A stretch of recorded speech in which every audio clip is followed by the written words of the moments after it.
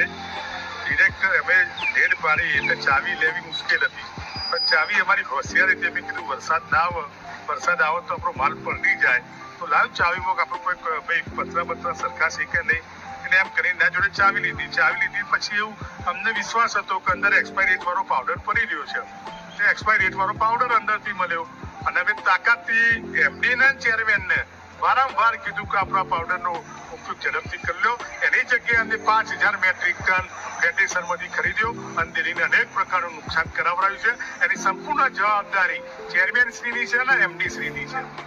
આ સમયની અંદર પશુપાલકો એ આ ડેરીના માલિક હતા અને માનસિક કાકાની અને મોતી દાદાની બેની જે આપણું સાચવવાનું કામ કરવાની જગ્યાએ અમને આપણું બગાડવાનું કામ કર્યું છે.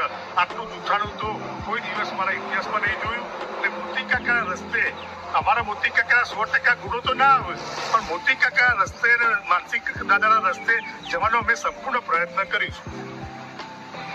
કાયદેસર આવું કોર્ટની અંદર કદાચ કોઈ ફરિયાદ ના લે તો કોર્ટની અંદર કરવી પડે તો કોર્ટની અંદર કરીશું, જિલ્લા રજિસ્ટ્રારમાં કરીશું, ફૂડ ઇન્સ્પેક્ટરના ત્યાં લેખિતની અંદર અમે આપી દઈશું.